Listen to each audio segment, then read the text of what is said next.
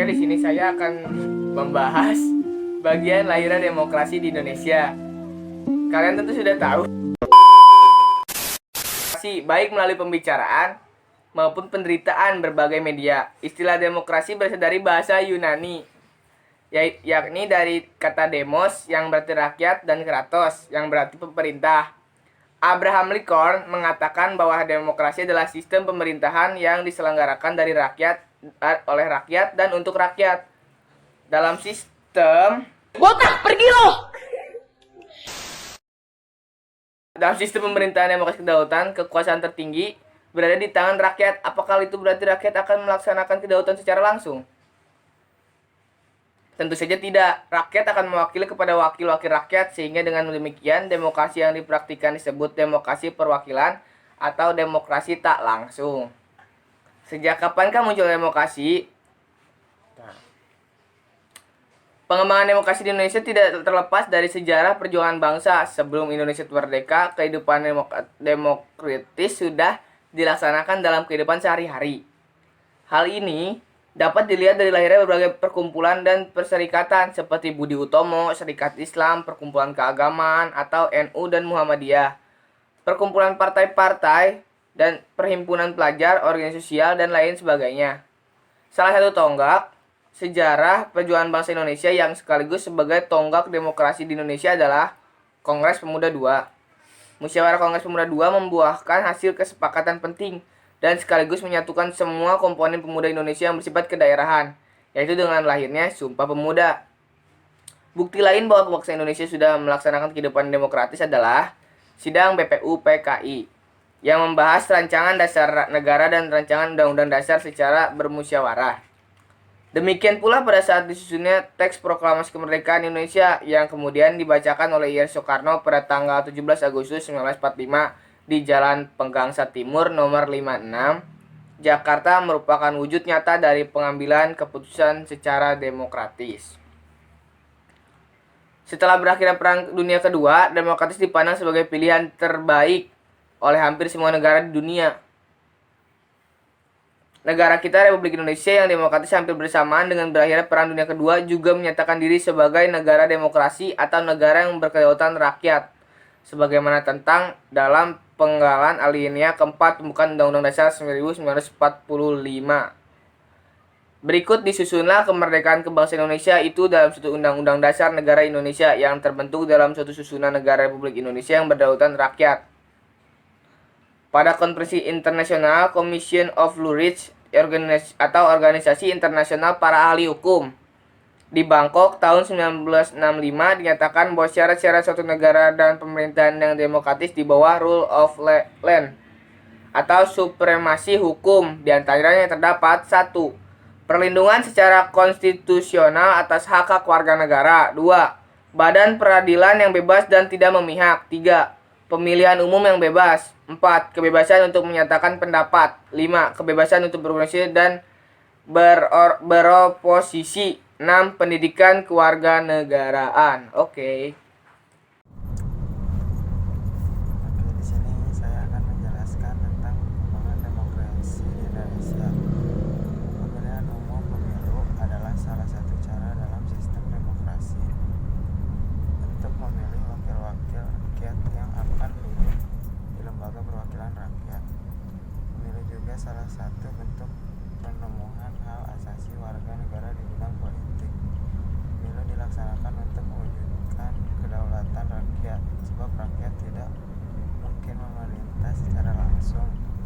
Oleh sebab itu diperlukan cara untuk memilih wakil rakyat dalam memerintah suatu negara selama jangka waktu tertentu. Demokrasi adalah bentuk atau mekanisme sistem pemerintahan suatu negara sebagai upaya mewujudkan kedaulatan rakyat, kekuasaan warga negara atas negara untuk dijalankan oleh pemerintah negara tersebut. Oleh sebab itu, dalam rangka pelaksanaan hak-hak asasi warga negara adalah keharusan bagi pemerintah untuk menjamin terlaksananya penyelenggaraan pemilihan umum sesuai dengan jadwal keselenggaraan yang telah ditentukan.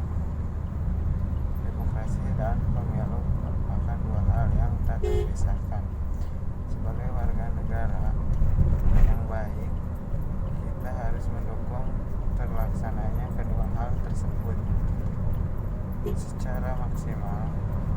Simaklah uraian materi berikut dengan melaksanakan untuk mengetahui perkembangan demokrasi di Indonesia.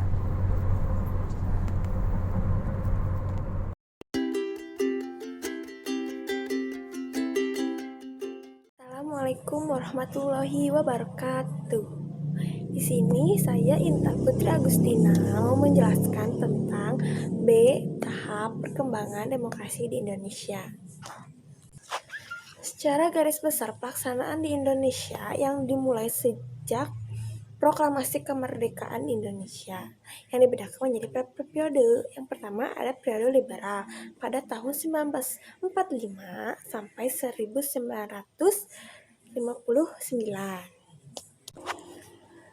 Secara umum, demokrasi liberal adalah suatu sistem politik yang melindungi konstitusional hak-hak individu dan kekuasaan pemerintahan. Pada masa ini, Undang-Undang RIS diganti menjadi UUDS, Undang-Undang Dasar Sementara. Dari pemerintahan didominasikan banyaknya partai politik atau disebut dengan multipartai. Pada demokrasi liberal telah membawa dampak yang cukup besar yang mempengaruhi keadaan, situasi, dan kondisi politik pada waktu itu. Demokrasi ini berjalan 10 tahun, dari 1950 sampai 1959 mengalami perubahan yang mengakibatkan pemerintah menjadi tidak seimbang. Ada juga kabinet-kabinet pada masa pembentukan demokrasi liberal, yaitu sebagai berikut. Ada Kabinet Natsir, Kabinet Suekiman, Kabinet Wilopo, Kabinet Ali Sastroamidjojo I, ada Kabinet Burhanuddin Harahap, ada juga Kabinet Ali Sastroamidjojo II, dan ada juga Kabinet di Juanda. Pada masa ini, elit politik liberal sangat sibuk dengan jabatan sehingga kesejahteraan rakyat terabaikan. Pada hal ini semakin memburuk ekonomi rakyat yang memuncul beberapa pemberontakan sebagai berikut. Yang pertama ada pemberontakan PKI Medium 1948. Yang kedua ada Kahar Muzakar di Sulawesi. Yang ketiga ada pemberontakan DI atau TII, Darul Islam atau Tentara Islam Indonesia. Yang keempat ada pemberontakan Daud Buruh di Aceh. Yang kelima ada APRA tahun 1950. Yang keenam ada Andi Aziz. Yang ketujuh ada DPR RI, Pemerintahan Revolusi Rakyat Indonesia. Ada juga pemberontakan Persemesta. Dan terakhir ada pemberontakan RMS, Republik Maluku Selatan. Pada masa akhir demokrasi liberal sangat kacau karena Dewan Konstitusi tidak berhasil membuat undang-undang. Pada tanggal 5 Juli 1959 disusun rumusnya yang dikenang sebagai Dekrit Presiden 5 Juli 1959. Dekrit ini adalah undang-undang pembubaran konstituante, perlakuannya kembali Undang-Undang Dasar 1945, pembentukan MPR dan DAS. Terima kasih. Assalamualaikum warahmatullahi wabarakatuh.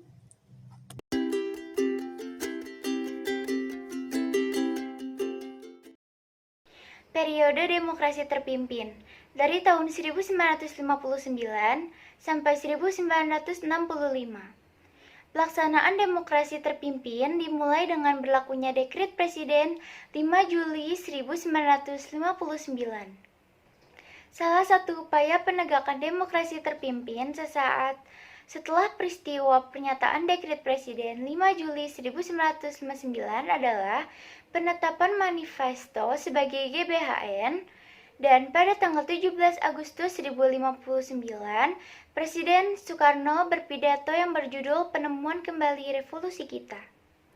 Pada masa demokrasi terpimpin, kekuatan negara berpusat pada 3 kekuatan penting, yaitu Presiden Soekarno, TNI Angkatan Darat, dan PKI.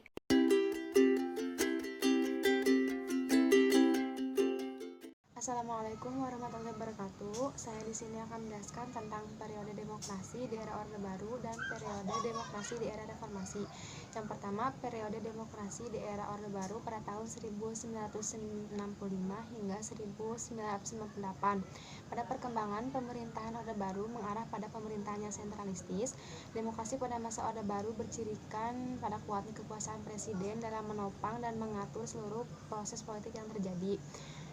Runtuhnya Orde Baru ditandai dengan adanya krisis kepercayaan yang direspon oleh kelompok penekan atau pressure group dan mengadakan berbagai macam demonstrasi yang dipelopori oleh mahasiswa, LSM, politisi maupun masyarakat. Lalu periode demokrasi di era reformasi pada tahun 1998 hingga sekarang. Masa peralihan demokrasi sekurang-kurangnya mencakup reformasi dalam 3 bidang besar, yakni reformasi konstitusional yang menyangkut perumusan kembali falsafah kerangka dasar dan perangkat legal sistem politik. Lalu reformasi kelembagaan yang menyangkut pengembangan dan pemberdayaan lembaga politik. Lalu pengembangan kultur atau budaya politik yang lebih demokratis.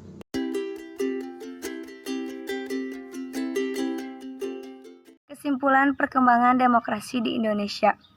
Sejak Indonesia merdeka dan berdaulat menjadi sebuah negara pada tanggal 17 Agustus 1945, para pendiri negara Indonesia, the Founding Fathers, melalui Undang-Undang Dasar 1945 yang disahkan pada tanggal 18 Agustus 1945, telah menetapkan bahwa Negara Kesatuan Republik Indonesia selanjutnya disebut sebagai NKRI, menganut paham atau ajaran demokrasi di mana kedaulatan kekuasaan tertinggi sepenuhnya di tangan rakyat dan dilaksanakan sepenuhnya oleh Majelis Permusyawaratan Rakyat atau disebut dengan MPR.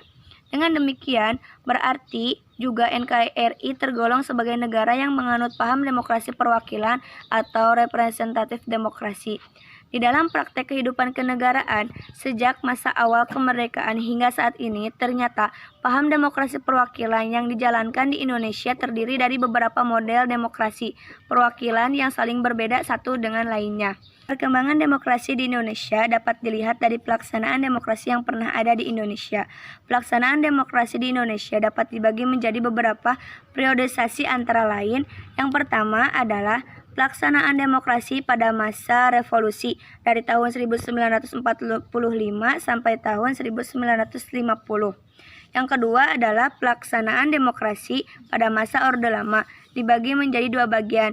A adalah demokrasi liberal dari tahun 1950 sampai 1959. B, demokrasi terpimpin dari tahun 1959 sampai 1966. Yang ketiga adalah pelaksanaan demokrasi pada masa Orde Baru dari tahun 1966 sampai tahun 1998. Akhir adalah pelaksanaan demokrasi pada masa reformasi dari tahun 1998 sampai sekarang. Salah satu ciri negara demokrasi di bawah rule of law adalah terselenggaranya kegiatan pemilu yang bebas. Pemilu merupakan sarana politik untuk mewujudkan kehendak rakyat dalam hal memilih wakil-wakil mereka di lembaga legislatif, serta memilih pemegang kekuasaan eksekutif, baik itu presiden, wakil presiden, maupun kepala daerah.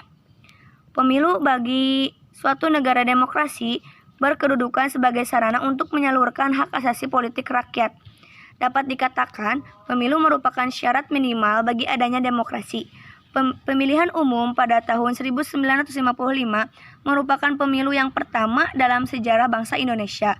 Pada waktu itu, Republik Indonesia berusia 10 tahun. Terima kasih atas perhatiannya. Mohon maaf jika presentasi saya tadi masih ada kurang kata-katanya atau salah-salah dalam kata-katanya. Terima kasih. Wassalamualaikum warahmatullahi wabarakatuh.